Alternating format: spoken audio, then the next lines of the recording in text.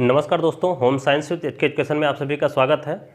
दोस्तों, महिलाओं से और बच्चों से संबंधित कल्याणकारी राष्ट्रीय संस्थानों के टॉपिक हम देख रहे हैं। उस टॉपिक में अगला हमारा संस्थान है राष्ट्रीय संस्थान केंद्रीय समाज कल्याण बोर्ड।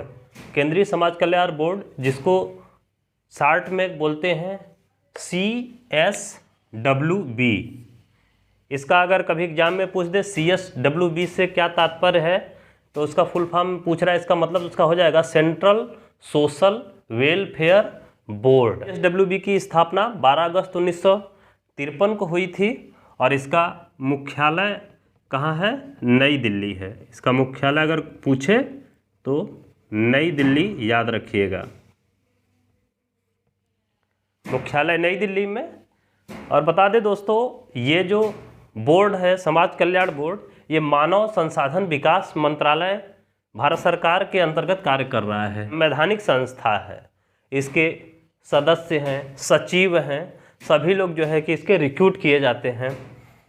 इस संस्था के पास बहुत सारे कार्य थे। उन कार्यों को सुचारू रूप से चलाने के लिए 1954 में केंद्रीय समाज कल्याण बोर्ड ने राज्य समाज कल्याण परामर्श बोर्ड की स्थापना की। इसका मतलब यह हुआ कि राज्य समाज कल्याण परामर्श बोर्ड किसके अंतर्गत कार्य करते हैं? केंद्रीय समाज कल्याण बोर्ड के अंतर्गत कार्य करते हैं, जो इसके द्वारा कल्याणकारी परियोजनाएं, कार्यक्रम, प्रशिक्षण केंद्रीय समाज कल्याण बोर्ड के द्वारा चलाया जा रहा है, उन सभी को सुचारू रूप से अलग अलग सभी राज्यों में चलाया जाए, केंद्र शासित प्रदेशों में चलाया जाए। उसके लिए समाज कल्याण बोर्ड ने क्या किया? राज्य समाज कल्याण परामर्श बोर्ड की स्थापना कर दी, जो इनकी सहायता करते हैं, परामर्श देते हैं, सहायता करते हैं सुचारू रूप से उनको चलाने के लिए। इसका उद्देश्य क्या है? उद्देश्य देख लेते हैं। जैसा कि नाम से ही आपको उद्देश्य के बारे में क्लियरिटी हो जाएगी। केंद्रीय समाज कल्याण बोर्ड महिलाओं, बच्चों और अपंगों के कल्याण के लिए, समाज में वो आत्मनिर्भर बन सकें, समाज में एक ऊंचा स्थान प्राप्त करें, सभी कार्यों में संलग्न हो रही हैं जिस तरीके से महिलाएं, तो उस कार्य में संलग्न होकर अपना अच्छा योगदान कर सकें, आत्मनिर्भर बन सकें। इन सभी के लिए महिलाओं, बच्चों एवं अपंगों के कल्याण कार्यक्रमों को लागू करने, समाज कल्याण गतिविधियों को प्रोत्साहित करने के लिए कार्य करती है। प्रोत्साहित करने के उद्देश्य से इस कल्याण बोर्ड की स्थापना की गई। तो ये रहा इसका उद्देश्य केंद्रीय समाज कल्याण बोर्ड का।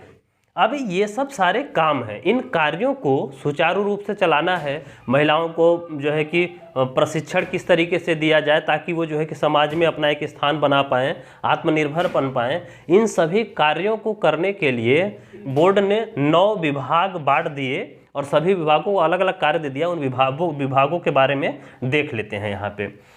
पहला विभाग है सामाजिक आर्थिक संभाग या विभाग। तो ये विभाग क्या कार्य करता है कि जो भी कार्यक्रम है, कार्यक्रमों का संचालन करता है। जैसे बहुत समाज कल्याण से संबंधित कार्यक्रम चल रहा है, कोई प्रशिक्षण कार्यक्रम चल रहा है, सिलाई कताई बुनाई समाज सेवी कार्यक्रम चल रहा है, तो इन सभी कार्यक्रमों को जो है कि ये संचालन करती है और उनका देखरेख करती है ये विभाग, सामाजिक आर्थिक संभाग। दूसरा विभाग है इनका सघन कार्यक्रम संभाग। यह विभाग क्या करता है कि 18 से 30 वर्ष की जो महिलाएं होती हैं, माध्यमिक और उच्च माध्यमिक परीक्षाओं में जो शामिल हो रही हैं, तो उनको परीक्षा देने के लिए साधन की सहायता प्रदान करता है, साधन की सहायता प्रोवाइड कराता है। तीसरा संभाग है इनका परियोजना संभाग। इस विभाग के अंतर्गत बहुत सारी योजनाएं जो महिलाओं और बच्चों के कल्याण के हित के लिए हैं, उन सब परियोजनाओं का कार्यान्वयन किया जाता है। तो उसमें जैसे बालवाड़ी परियोजना है, बच्चों के लिए कल्याण हेतु परियोजना है, पोषण संबंधित परियोजना है और कामकाजी महिलाओं के लिए गृहशाला परियोजना है। इन सभी के लिए वो परियोजना संभाग है, वो सभी देखरेख करता है। चौथा इनका संभाग है क्षेत्रीय परामर्श एवं निर्देशन संभाग, जो क्या करता है कि परियोजनाएं जो चल रही हैं, जो कार्यक्रम चल रहे हैं, शिक्षण प्रशिक्षण जो चल रहे हैं, उन सभी कार्यक्रमों की क्या करता है, यह निगरानी करता है, उनके ऊपर निगरानी करता है और उनका मूल्यांकन करता है। अनुदान संभाग क्या करता है कि जो स्वायत्त संस्थाएं हैं, जैसा कि मैंने बताया कि इसमें प्राइवेट संस्थाएं भी, एनजीओ, बहुत सारे एनजीओज हैं जो समाज कल्याण में लगे हुए हैं, तो उन संस्थाओं को वे अपना कार्य भली भांति कर रहे हैं तो उनको जो है कि प्रोत्साहन देते हैं, अनुदान प्रदान करते हैं ताकि वो अपना काम और अच्छी तरीके से करें। तो ये अनुदान संभाग ये कार्य करता है। आंतरिक नियंत्रण संभाग है, तो ये क्या है कि केंद्रीय समाज कल्याण, जैसा कि मैंने बताया कि एक संवैधानिक संस्था है, तो ये इस साल का अपना एक बजट तैयार करते हैं कि इतने बजट में हमको ये कार्य करने हैं बच्चों के लिए, महिलाओं के लिए, अपंगों के लिए। तो उस बजट को और सरकार कुछ गाइडलाइंस देती है, क्योंकि मैंने बताया कि मानव संसाधन विकास मंत्रालय के अंतर्गत चलता है, तो वो गाइडलाइन देती है कि आपको इस गाइडलाइन के अनुसार कार्य करना है। तो ये विभाग आंतरिक नियंत्रण संभाग ये कार्य करता है। बजट जो बनाया गया है बोर्ड द्वारा और सरकार के दिशा निर्देशों का पालन करने का कार्य ये करता है। अगला संभाग है वित्त एवं लेखा संभाग। ये वित्त का आदान प्रदान, कहाँ कितना खर्चा हुआ, क्या हुआ क्या नहीं, उन सभी का लेखा जोखा वित्त एवं लेखा संभाग रखता है और मूल्यांकन करता है, इन सभी के बारे में देखता है। 8वां इनका संभाग है प्रकाशन संभाग। ये क्या है कि ये पत्रिकाएं और पुस्तकें जारी करने का कार्य करता है। एक समाज कल्याण बोर्ड द्वारा अंग्रेजी की पत्रिका सोशल वेलफेयर और हिंदी की पत्रिका समाज कल्याण पत्रिका प्रकाशित की जाती है। तो ये इसका कार्य, पत्रिका का प्रकाशन और इसका जो है कि मुद्रण का कार्य कौन देखता है, ये प्रकाशन संभाग देखता है। और प्रशासन संभाग है, ये क्या करता है कि मैंने कहा कि ये संवैधानिक संस्था है, तो इसमें सदस्यों की नियुक्ति होती है, सचिव होते हैं, कर्मचारी होते हैं, तो उनकी नियुक्ति करवाता है, कर्मचारियों का स्थानांतरण करवाता है, प्रशिक्षण देता है उनको, और उनके जिस तरीके से सरकारी नौकरियों में पदोन्नति होती है तो वो सब का कार्य जो है कि ये विभाग देखता है। वर्तमान में जो है कि 32 राज्य बोर्ड काम कर रहे हैं। 32 जो है कि राज्य समाज कल्याण परामर्श बोर्ड कार्य कर रहे हैं। जो सबसे नया हाल का बना हुआ है वो झारखंड राज्य परामर्श बोर्ड बना हुआ है। महिलाओं बच्चों के लिए जो है कि कल्याणकारी कार्यक्रम, कल्याणकारी योजनाएं लाता है और उनका प्रशिक्षण देता है और उनको जो है कि देख रेख करता है। ये काम करता है केंद्रीय समाज कल्याण, एक लाइन में अगर जाने तो। आइए देख लेते हैं इसके कार्य। इसका कार्य है स्वयंसेवी संगठनों की आवश्यकताओं एवं मांगों का सर्वेक्षण करना। समाज कार्य में संलग्न जो एनजीओज हैं या स्वयंसेवी संस्थाएं हैं, संगठन हैं, वो अगर जो है कि कार्य को कर रही हैं, समाज कल्याण के कार्य को कर रही हैं और किसी पैसे की ज़रूरत हुई या सुचारू रूप से वो चला नहीं पा रहे हैं, तो उन सभी को आवश्यकताएं, उनको क्या क्या ज़रूरतें हैं, उनको ये समाज कल्याण बोर्ड प्रोवाइड कराता है। तो उनके क्या मांग हैं, उनकी मांगों को पूरा करती है, फिर उनका सर्वेक्षण करती है कि आखिर ये कार्य को कर रहे हैं या नहीं कर रहे हैं।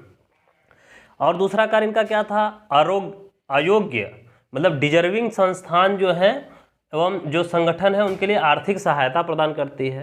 कुछ ऐसे संस्थान हैं जो कार्य तो करना चाहते हैं लेकिन उसको करने में अक्षम है, मतलब उनके पास पैसा नहीं है या व्यवस्थाएं नहीं है, तो उन संस्थानों को ये कल्याण बोर्ड सहायता प्रदान करता है।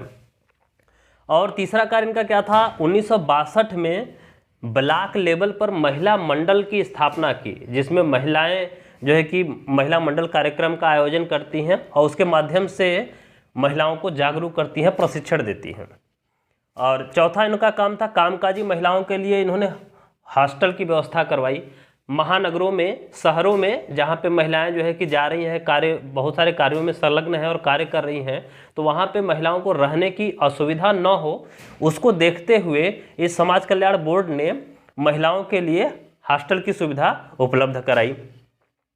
और पांचवा कार्य इनका देखिए, अनुपूरक पोषण कार्य, सप्लीमेंट्री न्यूट्रिशन प्रोग्राम। 1970 में ये प्रोग्राम कार्यक्रम चालू हुआ जो 3 से 5 वर्ष के बच्चों के लिए पोषण हेतु उनका जो है कि जैसे उनके अंदर जो है कि न्यूट्रिशंस की कमी न हो जाए, उसको जो है कि सुधारने के लिए इस समाज कल्याण बोर्ड ने देखते नहीं आंगनबाड़ी के माध्यम से दलिया, सत्तू ये सब बढ़ता है ना, तो वो यहीं इसी की जो है कि समाज कल्याण बोर्ड के अंतर्गत ही आता है। तो ये अनुपूरक पोषण कार्यक्रम के अंतर्गत बच्चों को दिया जाता है, 3 से 5 वर्ष के बच्चों को।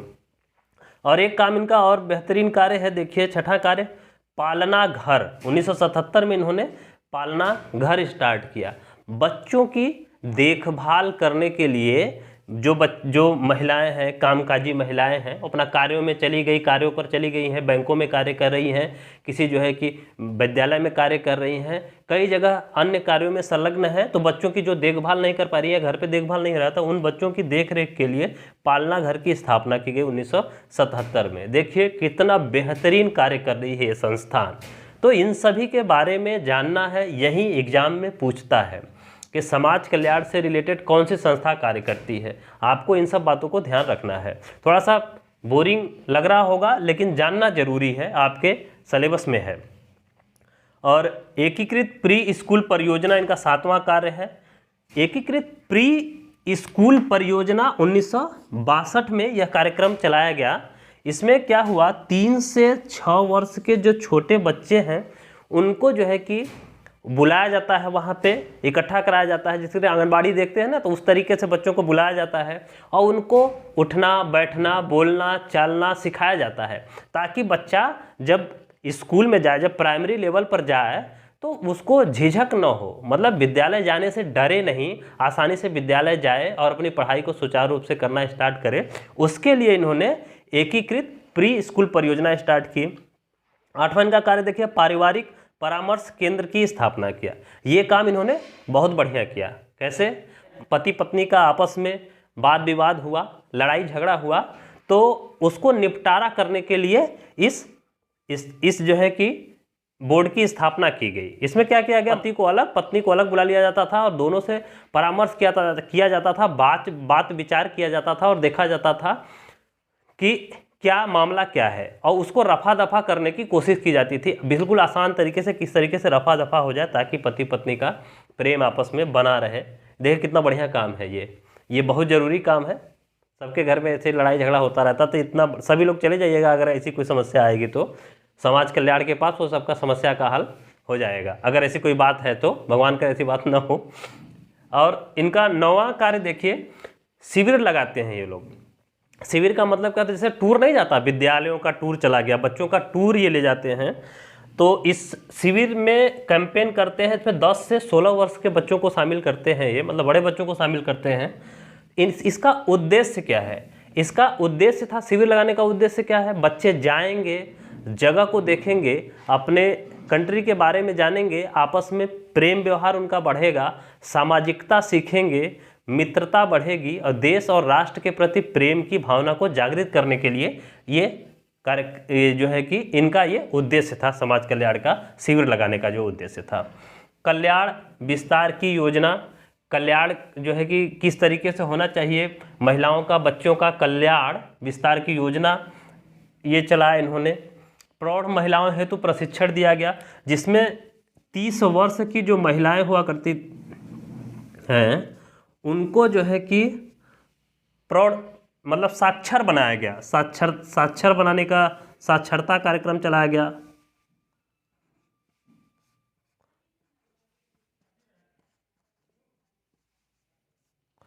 साक्षरता कार्यक्रम चलाई। और इसके अलावा प्रौढ़ महिलाओं के प्रशिक्षण है, तो इसमें प्रशिक्षण दिया जाता था महिलाओं को, सिलाई की, कटाई की, पेंटिंग की, बुनाई की, पापड़ बनाने की विधियों का, इन सभी के बारे में, डाल बनाने की विधि, इन सभी के बारे में प्रशिक्षण दिया जाता है, ताकि महिला जो है कि अपने परिवार की आय को बढ़ा सके, आत्मनिर्भर बन सके, उनकी व्यवस्थाएं सुचारू रूप से चल सके। इनका 12वां कार्य देख लीजिए, शहरी महिलाओं हेतु कार्यक्रम। अब इन्होंने क्या किया कि जो शहर की महिलाएं हैं, जो निम्न आय की, निम्न वर्ग की हैं, निम्न मध्यम वर्ग की महिलाएं हैं, जो आर्थिक स्थिति जिनकी कमज़ोर है, उनके लिए क्या करते थे ये लोग, रोजगार प्रोवाइड करते हैं। रोजगार प्रोवाइड करते हैं कैसा, वैतनिक रोजगार, मतलब ऐसा काम देते हैं उनको जिसमें उनको वेतन, कुछ वैतनिक सहायता दी जाती है, जिससे उनका काम भी चल सके और परिवार की आर्थिक स्थिति में कुछ योगदान कर सके। ये रहा जो है कि केंद्रीय समाज कल्याण के कुछ कार्य बाकी इसके बारे में दोस्तों, ये बच्चों और महिलाओं के कल्याण से संबंधित राष्ट्रीय और अंतर्राष्ट्रीय संस्थान तापिक का ये आखिरी राष्ट्रीय संस्थान हमने पढ़ा और यहीं पे हमारा ये राष्ट्रीय संस्थान खत्म होगा। अब अगले वीडियो से हम लोग अगले लेक्चर से पढ़ेंगे अंतर्राष्ट्रीय संस्थान के बारे में, WHO वगैरह वगैरह के बारे में। धन्यवाद।